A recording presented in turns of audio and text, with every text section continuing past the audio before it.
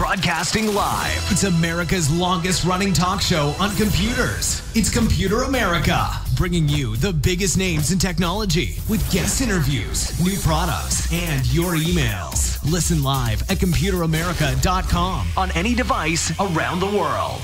Email the show at live@computeramerica.com or find us on social media. Be sure to check out our website for contests, giveaways, show notes, live video stream, podcasts, and more. You're listening to Computer America.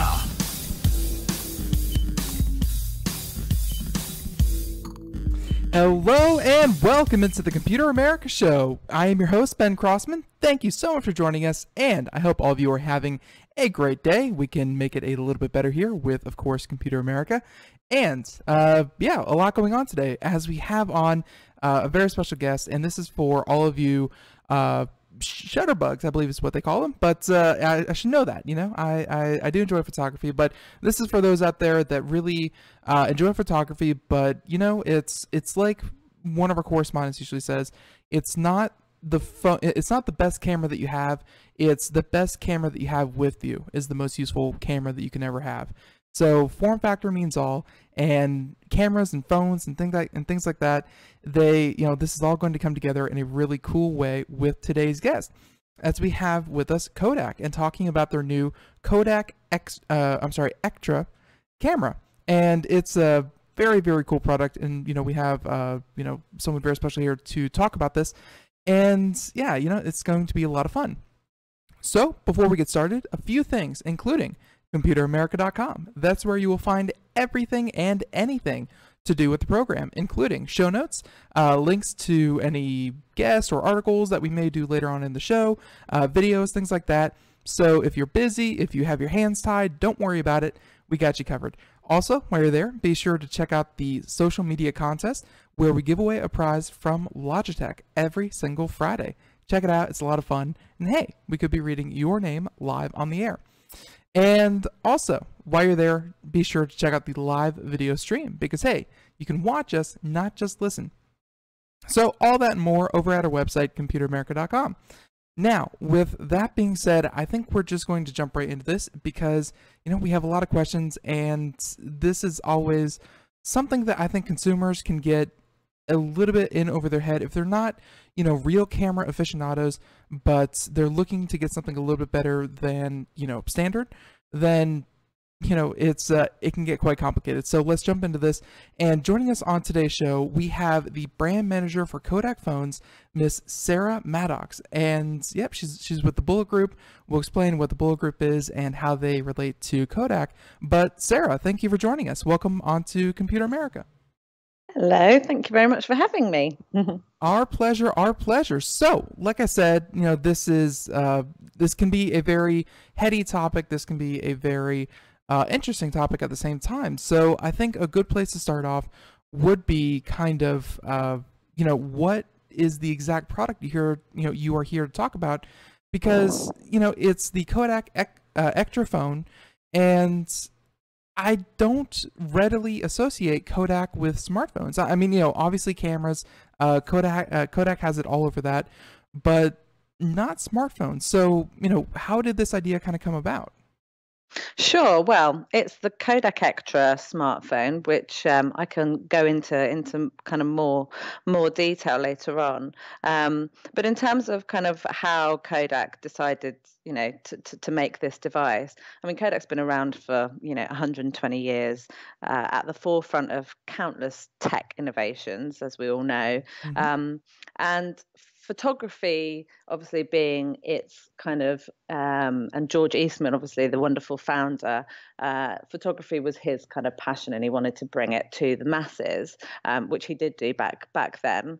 And now with the rise of digital photography is omnipresent. Everybody is a photographer. Everybody has a camera, whether it's a DSLR camera, whether it's an analog camera, or whether it's a mobile phone. Everyone's taking pictures of everything and anything.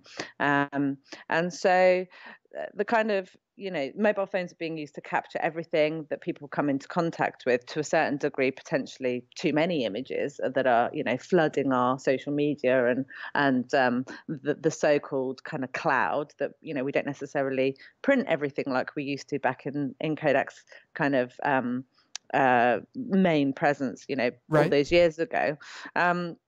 So our belief at Kodak Phones is it's not about capturing, it's about creating. And I mean, Kodak's kind of sentiment is, they design and innovate every single day to empower the creative activists, so to speak, because images kind of help create how we see the world, how the world moves forward. An image is so strong, it doesn't necessarily lie to you.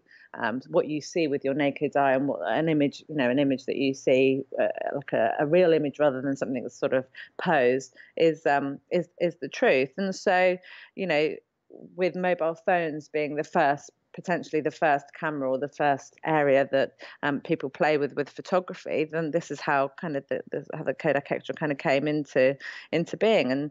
And Kodak is passionate about photography, and it has a huge amount of relevance in this space. And so that's how the Kodak Ektra smartphone came to be. Yeah, no, very, very interesting, because again, this is, I mean, it's kind of, smartphones have been bringing photography to to a lot of people for about a decade now, and I think that a company such as Kodak, who can bring like you said 120 years experience to it, I think the phone was kind of added in as a feature of the phone, whereas I would kind of imagine that any phone kind of built around the Kodak name, any kind of phone built around the Kodak ideas would be, how do we design a smartphone around a really good camera? So, I mean, let's talk, let's kind of hit the overview of where Kodak and, where you kind of see the Ektra smartphone landing in the market. Like, is this for anyone? Is this a replacement for the iPhone? Is this anyone who is maybe an independent artist? And yeah, where does Kodak kind of hope the Ektra is going to land at the end of the day? Well, I suppose if you look at the way that it's designed and kind of how it looks, it's a standout device. It's a device that is aimed for those that want something different, to stand out from the kind of sea of sameness, if you can call it that. So we've identified an audience who aren't necessarily being looked after, one that has that kind of creative community that want to make a statement. And that's why kind of the unique blend of industrial design that harks back to Kodak's original camera, the Kodak Ektra, back from the 1941. So all that kind of, all of the materials and everything that we've used. And again, we can talk about that later on. But it's really for anybody that uses imagery and video as well in their day-to-day lives, not necessarily just to kind of for social media and so on and so forth, but photography is really important to entrepreneurial startups who rely really heavily on really beautiful, sexy imagery for promotion of their products, or to tell the story about who they are, what they believe in. So people buy into these days, not just the final product, but they buy into the kind of whole concept and the lifestyle that surrounds a specific product or a lifestyle. And people tell those stories through imagery. Yeah. And so, it could be, obviously it will appeal to a photographer, and anybody that takes photography seriously, whether it's street photographers, whether it's, fashion photographers, but it also speaks to, bloggers or anybody that uses imagery, in their work. It could be, photojournalists who need a device on them that they can wear, around their necks or around their shoulders. Again, we have designed a really beautiful range of leather, retro, vintage kind of looking cases that you slip the camera into, the phone into, and you can wear it as you would a regular camera back in the day. And so you have that device on you all the time. We have a shutter button on the camera that, you double click to fire it up, you half click it to focus it, and then you click it all the way through to take the image. If you've got your phone ready on you, wearing it like a camera, you're not going to miss those all important moments that either are important to you in your daily life or important to your type of your line of work, or if it's something that you're very passionate about and you want to tell the story or raise awareness of something, you need to have that device on you at the time. And as you said at the very beginning, the best camera that you have, the best camera is the one that you've got on you at the time. It doesn't have to be necessarily a piece of kit that's worth thousands and thousands of dollars that has to be set up with a lighting rig. In fact, actually, mobile phones are definitely the cameras that are taking a lot of imagery, from reportage all the way through to business owners. So we're still finding out who our audiences are, but they are certainly that creative community who rely heavily on imagery. Makers, artists, builders of certain things, whether it's motorbike, custom motorbike builders who want to show off their products and the kind of creative process in which they get to their final, piece of work, through to, like I say, reportage photographers, documentary makers, etc., etc. And you definitely see the attention to detail that you've put into this with, and again, if you're watching the video portion, we're checking out the Kodak site for the Ektra smartphone, and you can, really not to underplay it. I mean, if you've seen one of those, 1940s cameras, it does kind of loop around your neck with, with the lanyard. It does have the leather casing, things like that. I mean, you really are trying to harken back to a time where, hey, you took pictures because you can, and with this, it seems like you're really going for, pictures that also look good, which sometimes is lost, with some smartphones today. So, no, obviously this is a phone and a camera, but I'm getting the kind of sense that the camera is probably the biggest attraction to this phone, for I think the general market. So let's get into some of the specifics. I mean, I've been kind of scrolling through, and you have a lot of really cool features that seem to be pretty unique to the smartphone. Take us through, someone new picks up the Ektra smartphone and they start thumbing through it. I mean, what are they going to notice? Are they going to notice maybe a new operating system? Are they going to notice some really cool camera features? Take us through some of the big ones. Sure. So, I mean, the key features, I suppose, are the unique design and the range of accessories as you first look at it. Then you've got the hugely capable camera with a very familiar and intuitive camera interface. So if you're a photographer and you use a DSLR functionality, you will see in the bespoke designed camera app, there is a scene selection dial that has everything on it, from smart auto all the way through to kind of macro, night mode. I'm just firing mine up right now to read you through it. Right. Panorama, bokeh, portrait, landscape, and manual. And within manual mode, the beauty of this is that you can start to manipulate your image in real time. So on manual mode, you can change everything on it through shutter speed, ISO, your white balance.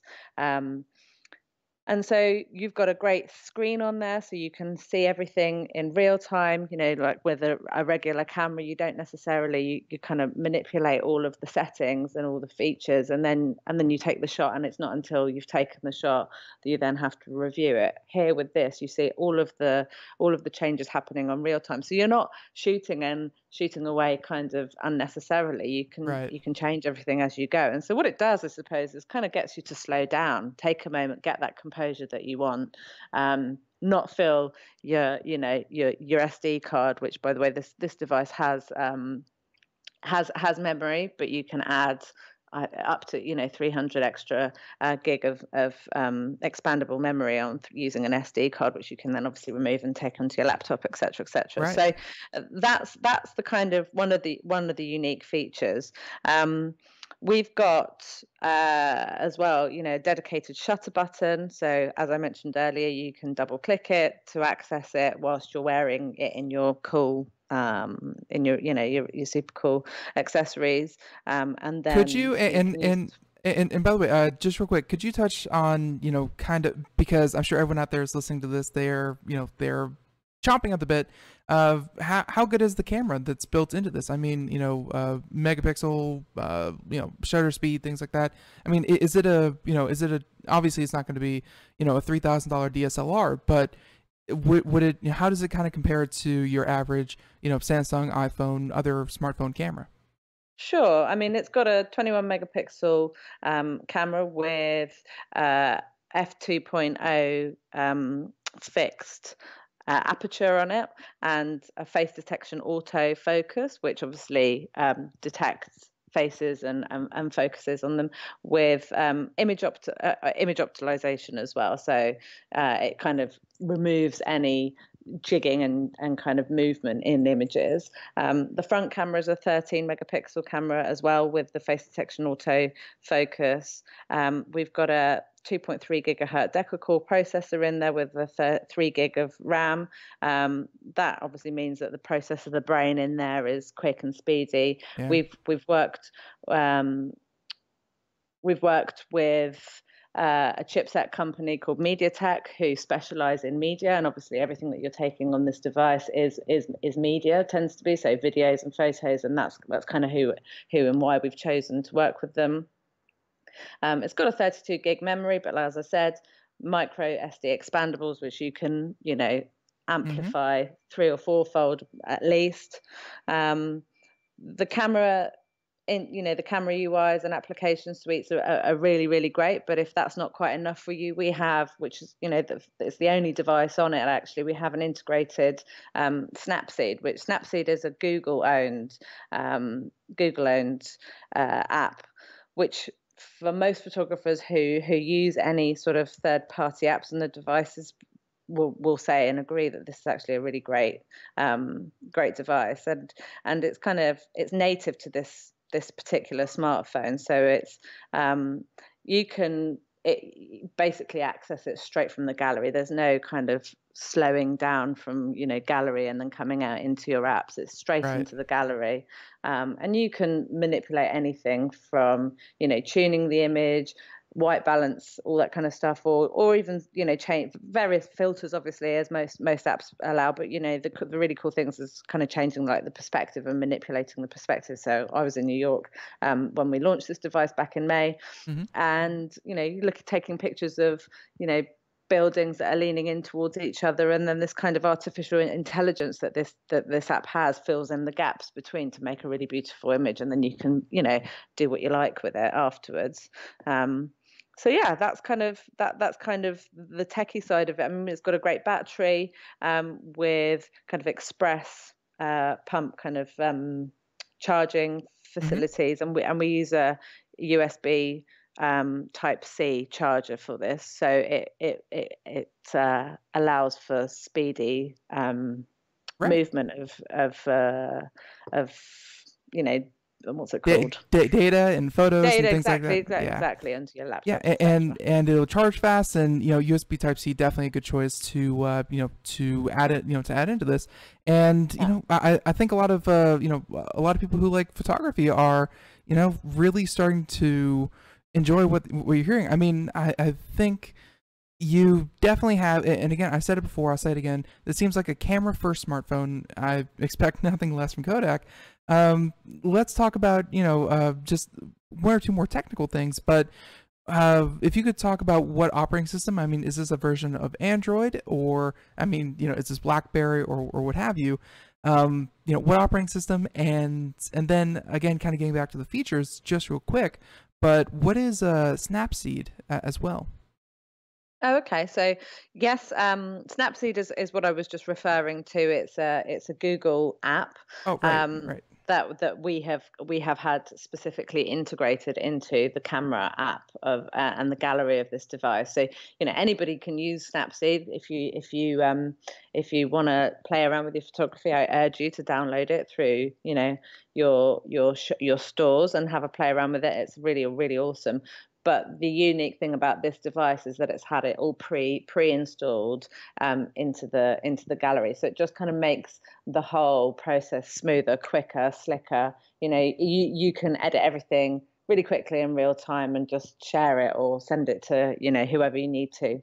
And the other thing I didn't mention as well is that this is one of the only devices that we know on the market that actually is able to shoot in RAW. So in the manual mode, you can shoot RAW, which is obviously unaffected pure data of an image, and then later on you can manipulate it as you please in Lightroom, for example. So that's why you have the expandable memory and the SD cards. Absolutely. Because raw footage, raw photos and video, that will certainly fill up your phone like no one else. So awesome. That and the 4K video capability as well, which at this price point of a device is fairly rare, rare and accessible. Right, absolutely. So, and of course, speaking of price point, let's talk about obviously the price of the phone. And you did mention that one of the first things people are going to notice, and I'm assuming that of course you have to kind of buy into it, but Kodak is known for their accessories. Just like every camera company out there, the camera is a part of your toolkit, and then everything that you kind of build around a camera is further augmenting what you can do with it. So. What is the cost of the phone, and what kind of accessories are available for the Kodak Ektra smartphone? It is a bit of a tricky name for some reason. It costs $399.99 or £369.99, and same again, €399. That's the price of the device itself. If you go online, you'll see all the beautiful imagery of our accessories, and there we have four main accessories in two separate colorways. So we've got the tan and black leather cases, which are the camera cases, and then the kind of slip-on cases as well, which are also in tan and like a yellow interior, and then red on the black ones as well. We've also partnered up with a fashion label for the kind of millennials, because the millennial pink colorway is really in the kind of fashion industry, and at the moment this device is appealing to photographers and anyone who kind of uses photography in their day-to-day life, but it also appeals to the fashion and also sort of kind of the travel and music industries, because of how you can wear it and what kind of statement it makes on you when you're using it. So there's a limited edition kind of millennial pink case as well with the Pop and Suki brand. I got you. So it runs on Android. So I'm assuming that any kind of Android devices, if you already have an Android device, you can port over all your apps and things like that. And it runs on Android Marshmallow. So. Obviously very, very good idea to run with an operating system that already has, a lot of resources in it, without Kodak having to, make their own app store and camera, and things like that. It's just, just a really, really nice camera and a phone mixed together. So, obviously because it is a smartphone, and, sorry for being US focused, but in the United States, what carriers are going to support this? I mean, is this, strictly AT&T or what? Pretty much. I mean, it's an open market unlocked GSM device, which is a global system for mobile communications. That's the kind of what GSM stand for, which means that it's compatible and will work on AT&T and T-Mobile networks over there in the US. It's not a CDMA device, so unfortunately, it's not compatible with Sprint, Verizon, or US Cellular. Gotcha. So. Yeah, and as I said before, you are part of the this thing called the Bullet Group, and the Bullet Group, they are not Kodak, but you have worked closely with Kodak to develop this camera. Could you give us a little bit of a background on on the Bullet Group, how it is that you got involved and, what your role in the Extra really was. Yeah, sure. Bullet Group, we're a global consumer electronics business. We design, build, market, and sell unique products for unique needs in niche markets. So we obsess over the audience and the customer, what they love, what they loathe, how they communicate, how they like to be spoken to, what their passions are, where they buy, et cetera, et cetera. And we partner with, category leading global brands to create innovation technology, who kind of target people that are the exception, not the rule, which is why this device looks so different and has some innovation and some features in it that are very unique. So yeah, that's basically who Bullet are, essentially. Right. And my role within the business, I'm the kind of brand manager. So I work very, very closely with Kodak on, marketing this product, manufacturing it, designing it, the way we talk to the customers. I am essentially Kodak from, with a bullet, with a bullet leg as well. Right. So yeah, we work really, really closely. We've got a very strong partnership.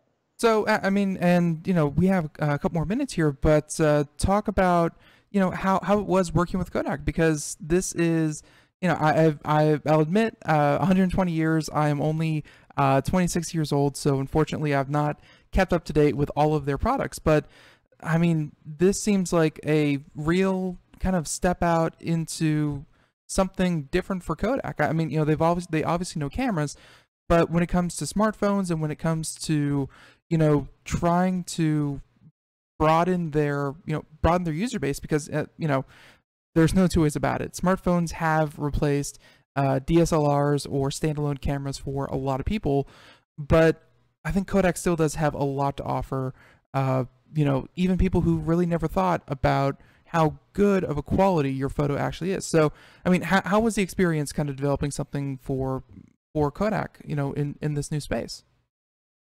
It's been a real pleasure, to be honest with you. I know that it's a really long-standing business with huge, brand equity. Everybody knows Kodak, whether they know, if they're really young and they've never actually experienced using a Kodak product or had their family photos printed on Kodak, paper from their holidays. Right. They know that that name resonates clearly with photography, and that's the beauty of kind of this device, is that we can hark back to that heritage, and the heritage is really, really strong. The philosophy and the kind of foundations of George Eastman's sort of beliefs and passions still ride really sort of true within Kodak's team.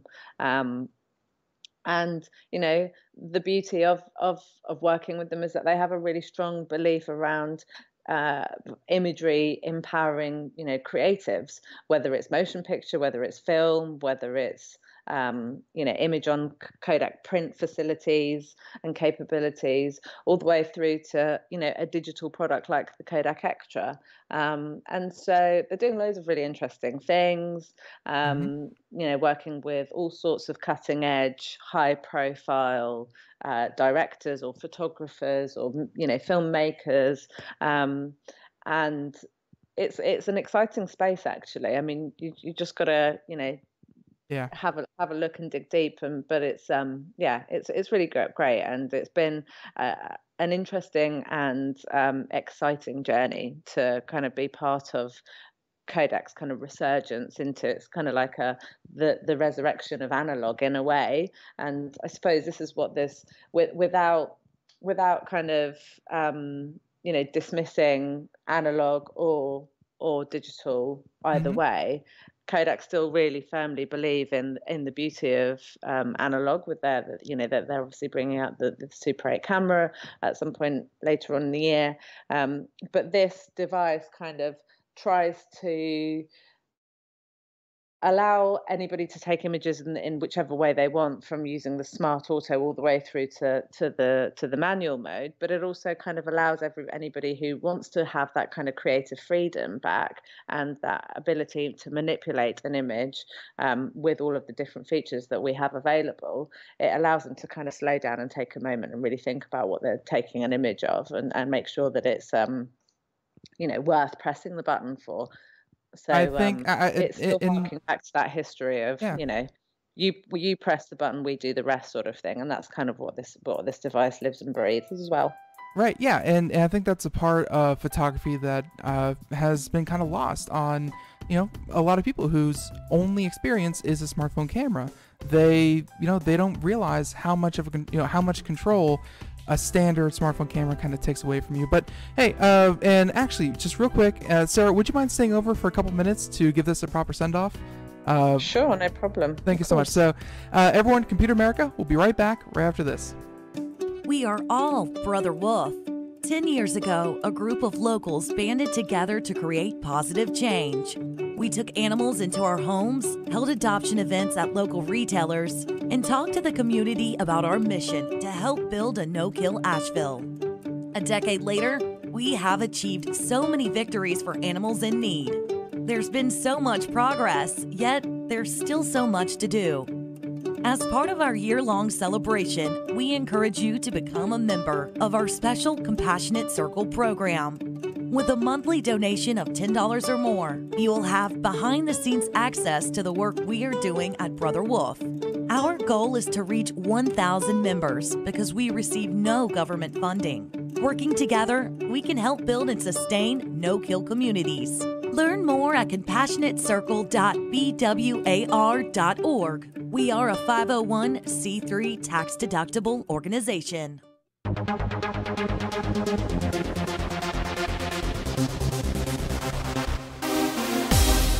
And welcome back to the Computer America Show. Thank you for joining us. If you were just joining us, where have you been? And of course, you can check out all of today's show. We have podcasts on places like iHeartRadio, iTunes, Google Play Store, of course, SoundCloud, things like that.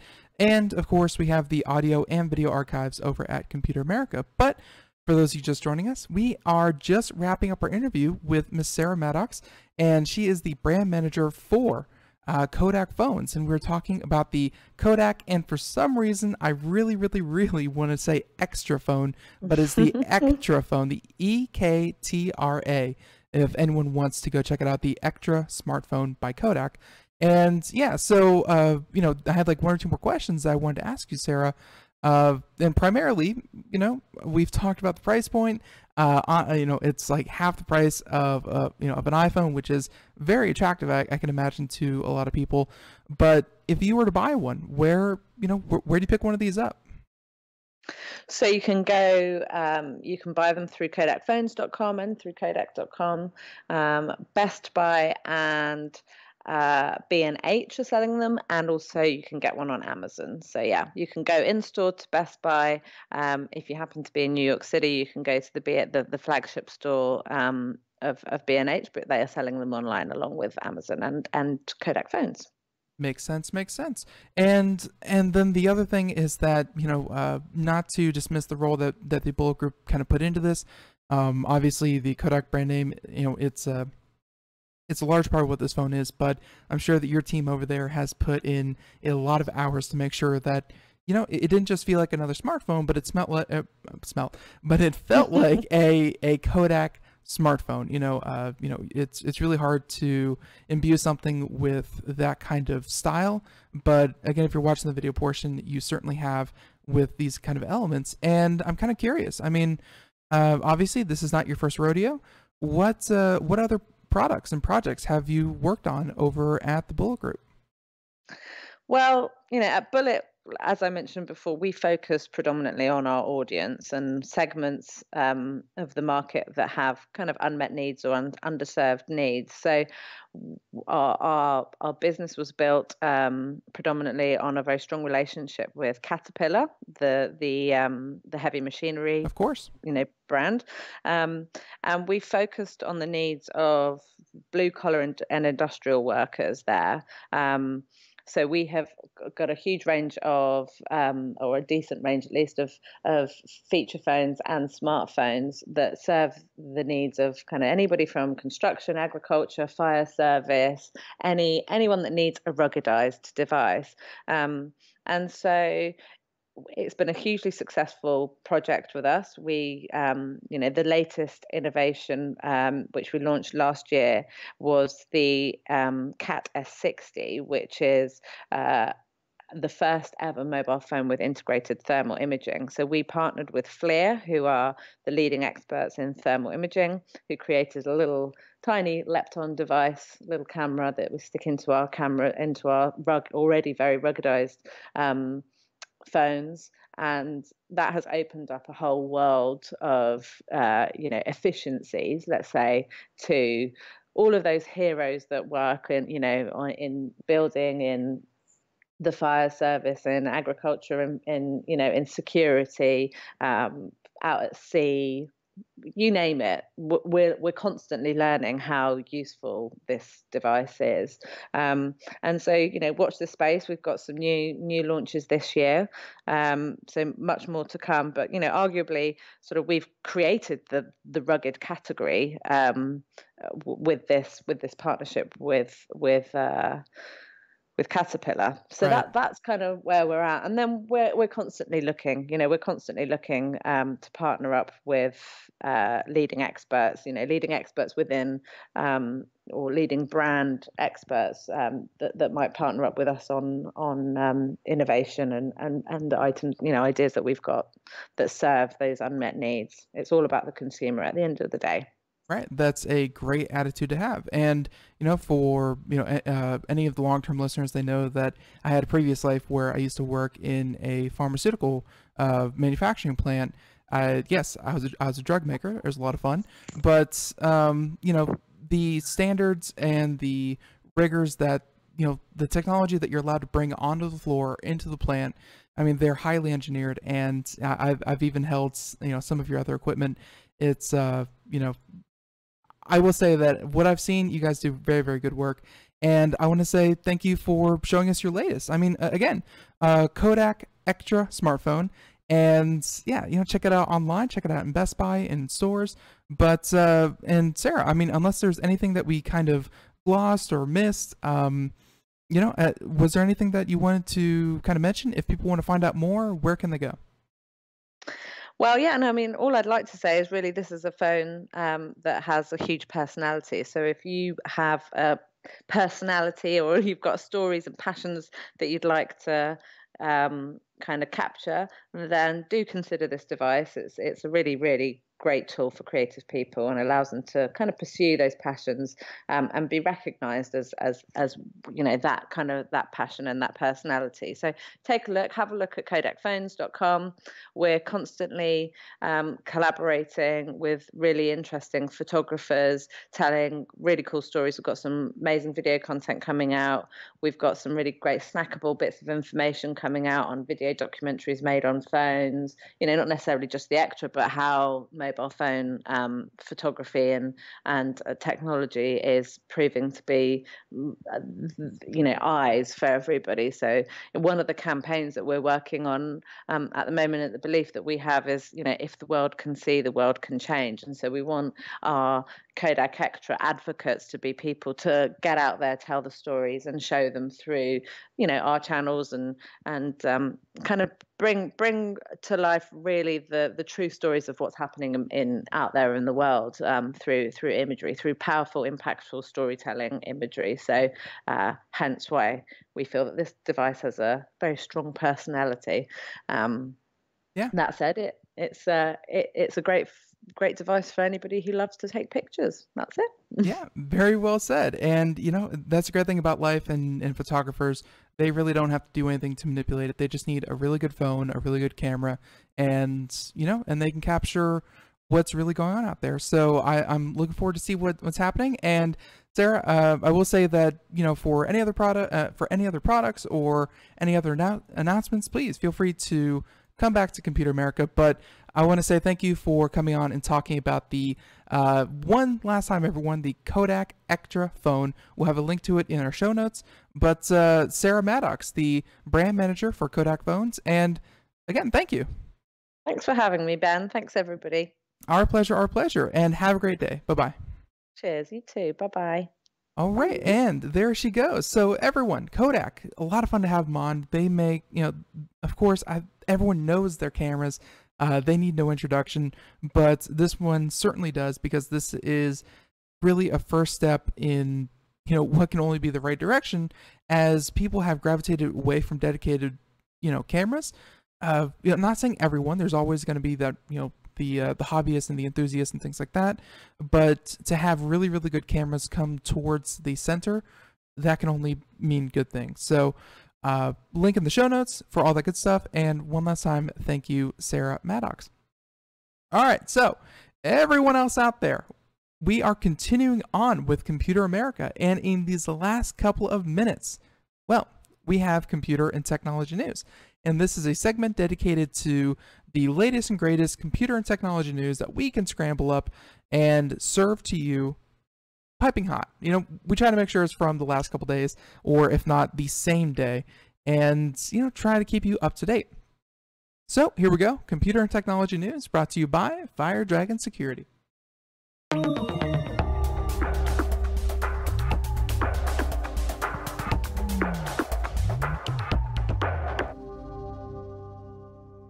And so, for our first story today, why don't we? Yeah, why don't we go with this one? So, something that really, really, really needs to be said, and I'm only bringing this one up because, well, Amazon is not alone in this. And it's an important topic that, for anyone out there who's fooled, there are resources that you can do to kind of, not be played for a fool. And this coming to us from Fox Business, and yeah, Mr. Jade Cipriano, saying that Amazon jacked up Prime Day prices, misleading consumers, says vendor. And here we have it. So a Charlotte-based startup says that e-commerce king Amazon jacked up their suggested retail price during the company's annual discount event, Prime Day, to deceive consumers into thinking that they were getting a deal when in actuality they weren't. Sounds like a very common thing, This sounds like it's something that brick and mortar stores, that other online retailers, that really everyone in the industry does. They say they're having a 40% off sale, they jack up all their prices by 50%, and then next thing you know, you're paying 10% more than you would, even during a sale. This is a common sales tactic. So here we go. Jason Jacobs, founder of Romod's, a small company that specializes in non-toxic foot deodorizers. Delicious. And other odor stoppers, says that he had an agreement with Amazon since 2015 to sell his products for $10, and was shocked after the tech giant almost doubled that on Amazon Prime Day to make it look like people were getting a discount on his products. And of course, when they were actually paying full price. And they have, they have an example here. They have a chart that you can see here. And obviously they shot the price up to about $19 and then marked it down 50%. So, and, they said, and they tried to go through the proper channels and blah, blah, blah. But they said that we have an agreement. It's an online form, and we came up with a price that he's selling the items to Amazon for what they got: 2% damage holdback, 10% marketing holdback, and they kind of chip away at that. And then we say here, and then we say here is the suggested retail price, and we all agree on that, but the vendor cannot mandate a price, and we can't price fix. So obviously, Amazon has the end-all be-all of, hey, what the final price is. Now, here's my point, is that this is common. This is not just Amazon. This is Target, this is Walmart, this is Sears, Macy's. This is everyone. I mean, this is a very, very common tactic. But there are tools around this. And one that I want everyone who shops on Amazon, which according to their stock price, which is kind of like a gypsy, the stock price says all of you are. All of you are every day, multiple times a day, shopping from Amazon. You need to check out websites such as Camel Camel Camel or any other price comparison that give you charts of how much products are over time, and you can see if the price that you're currently purchasing at or the price that you currently are thinking about, if it's the lowest price or a low price, or if it's on sale at regular intervals, like every 2 months, it goes down 40% and then shoots back up. Use data and use websites and use these services and tools as your friend.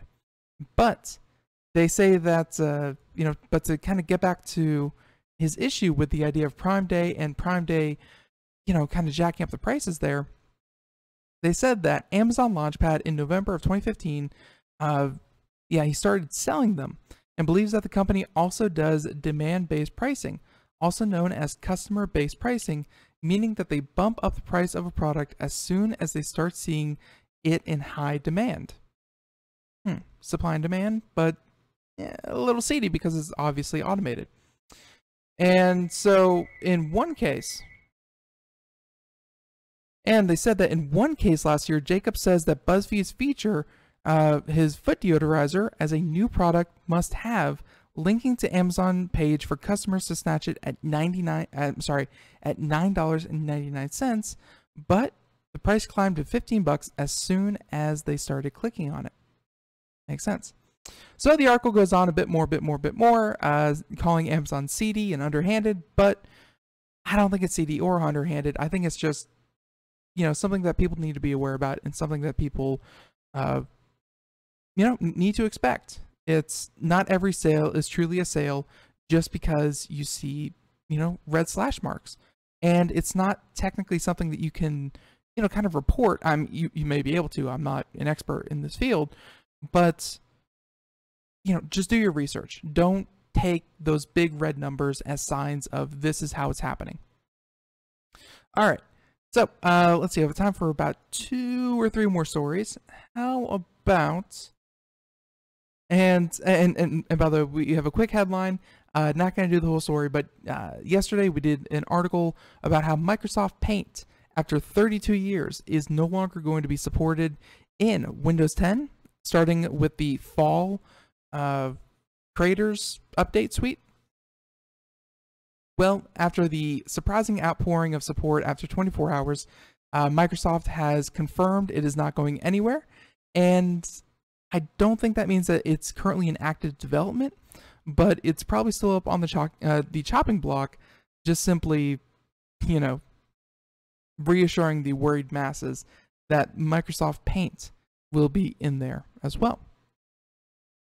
So, how about we do a little bit of drama? I like drama. Drama's fun. Drama can be fun if it's done in the right way. So, how about this one? So, there's 2 titans of industry. Everyone knows about them, and they are Elon Musk and Mark Zuckerberg. Elon Musk, obviously, being Tesla and Solar City and SpaceX, things like that. Whereas Mark Zuckerberg, of course, still the CEO of Facebook. Right. These are 2 billionaires duking it out. We'll see what happens. But this coming to us from the inverse. And Elon Musk has slammed Facebook CEO Mark Zuckerberg for his limited understanding of artificial intelligence, where the comments followed an interview with Zuckerberg where he criticized doomsday scenarios around these new technologies as pretty irresponsible. And here we have it saying, I've talked to Mark about this. This, of course, Elon talking to Mark Zuckerberg and saying that his understanding of the subject is limited. Pretty big words, because you don't, if you're a CEO of a multi-billion-dollar company with billions of customers and both in the high-tech field, you don't want anyone to call your grasp of really any subject that is related to you as limited. That's kind of saying that you are a bad technologist, and by extension, you're bad at your job. So, shots fired. And here we have it. Mark was responding to Twitter using Darren Cunningham, who shared an article with recent comments from Zuckerberg. And during a Facebook Live broadcast over the weekend from his house in Palo Alto, Zuckerberg took questions from users about the future of technology, saying that, quote, "I watched a recent interview with Elon Musk, and his largest fear of the future was artificial intelligence. What are your thoughts on AI, and how could it affect the world?"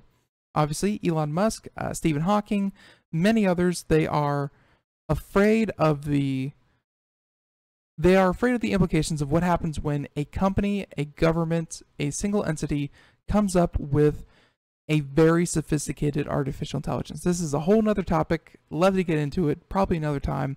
But suffice to say, it's something to be worried about. Just not in the Terminator sense, but more in the, it's kind of like the first country to develop the nuclear missile. It gives them incredible power that no one else can really compete against. So they say that, and here are the quotes from Mark Zuckerberg saying, "I have pretty strong opinions on this. I am optimistic, and I think people who are naysayers and try to drum up these doomsday scenarios, I just don't understand it. It's really negative, and in some ways, I think it's actually pretty irresponsible to think of doomsday scenarios." Again, to each their own, but they, here we have Musk. He's criticizing, Mark Zuckerberg about his, about his artificial intelligence and his grasp of it. And here we have, and the article goes on a bit about some of the background of the, kind of tit for tat that these guys have going on. But here we have it saying that they're saying that, but Musk may need to get creative if he wants to convince Zuckerberg and others of the possible dangers around artificial intelligence. And yeah, it's something because Facebook is working on artificial intelligence. Tesla is working on a form of it with their self-driving car. You have things like Microsoft and really Intel, any kind of company out there that is a technology company at this point is looking to become an artificial intelligence company. That is the future of IT. That is the future of technology. They all know it, and they're all working as quickly as possible to, be the most advanced, be it IBM, be it, with Watson and things like that, or something more narrow and niche. There are problems that can arise from artificial intelligence. I think Zuckerberg shouldn't downplay that, but to kind of stoke the fires, I mean, it's to the average consumer out there, it's probably not worth worrying about.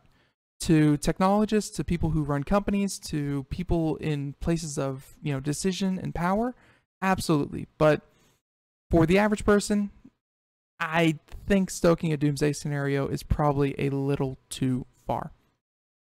All right. All right. How about this one? Let's do something about Toyota. Let's do something about cars. So, car technology is technology in the greatest sense. I mean, really, what they're doing in cars is a lot of fun. So we're gonna do this one. And, we'll try to make it quick, but Toyota set to sell long-range, fast-charging electric cars in 2020. This is exciting. This is big because electric cars, they're certainly a demand. Like, it's growing. It's, you could call it small, but it's certainly growing. And I think given the choice, a lot of people out there would insist, if they could, on having an electric vehicle with a long range. So, for Toyota, which is often seen as one of the most affordable brands out there on the market, for them to have an option like this in just 4 years is super exciting. All right, and this coming to us from Reuters, and they're saying that Toyota Motor Corp is working on an electric car powered by a new type of battery that significantly increases driving range and reduces charging time, obviously aimed at beginning sales in 2022. Where Toyota's new electric car to be built on an all-new platform will use solid-state batteries.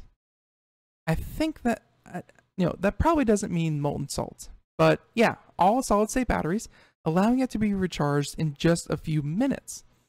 And by contrast, current electric vehicles use lithium-ion batteries and need about 20 to 30 minutes to charge.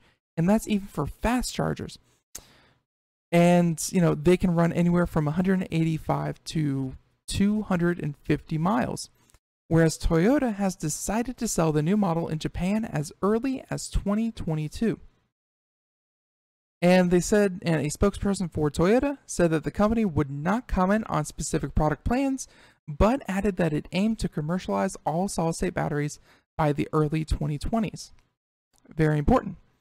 Where Japan's biggest automaker is looking to close the gap with electric vehicle leaders such as Nissan and Tesla, and as battery-powered cars gain traction around the globe as an emission-free alternative to conventional cars. Electric cars, they're certainly on the rise. Emission-free, not really, but definitely much more efficient to generate the power at a large power plant rather than burning things like, gas. So whether Toyota will be able to leapfrog its rivals remains to be seen, as mass production requires far more stringent levels of quality control and reliability. And when you're working with things like batteries, go ask Samsung how easy it is.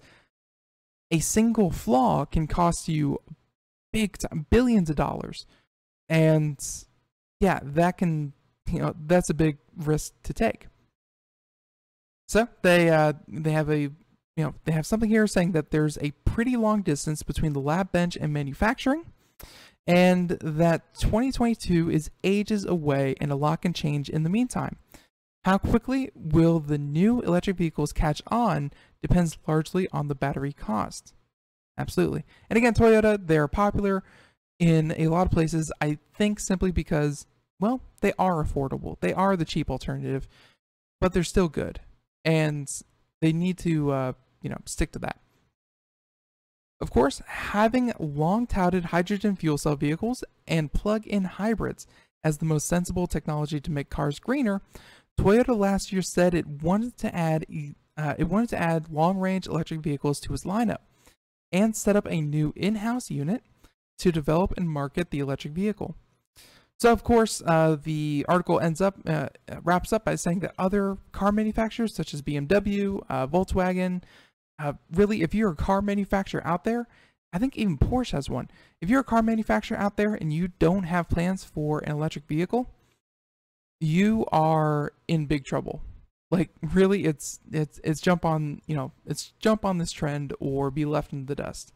Because electric vehicles, as they get better, as batteries get better, there's very little reason other than nostalgia or personal preference to drive a gas-powered car. All right, so let's see. We have time for like half a story. So everyone, one more time, I want to thank. Yeah, actually, before we start thanking everyone, why don't we talk? Oh wow, that's kind of scary. We're not going to talk about the story about Roombas mapping everyone's homes. Instead, I think we're just going to wrap it up there and say, everyone, thank you for listening to Computer America. And, of course, if you missed any part of today's show, you can check it out, computeramerica.com, where we have the audio, we have the video link, and more over at our website. And, of course, links to any and all of the articles that we talked about here today, as well as to the Kodak Ektra smartphone, which we talked about in the first part of the show. So, big thanks to Kodak for joining us here on Computer America, and big thanks to everyone out there joining us here on Computer America to talk about, or at least to listen to what we have to say about, the latest products, news, stories, things like that. And also a big shout out to our sponsors, including Fire Dragon Security, Logitech, and many, many more, Blue Microphone, things like that. Big thanks to them, big thanks to all of you, and big thanks to our guests. Now, tomorrow on the program, let's pull up the calendar here. Tomorrow on the program, we have on the show Vic DiBartolo. yeah, Mad Magazine's maddest writer. Happy to have him on, and it's going to be a lot of fun as we talk about all the great, different, goofy gadgets that he seems to find, be it on Amazon or other places or conventions that he visits. Always a lot of fun. Dickie Bartolo tomorrow. And, of course, we have a full week of programming heading straight at you, including things like, including things like The Score. Yep, The Score, and Pop Czar Nathan Evans. So with that being said, everyone, thank you for joining us here on Computer America. Be sure to tune in tomorrow, 4 p.m. to 5 p.m. Eastern, as always, Monday through Friday. And with that, have a great one. Bye-bye, everyone.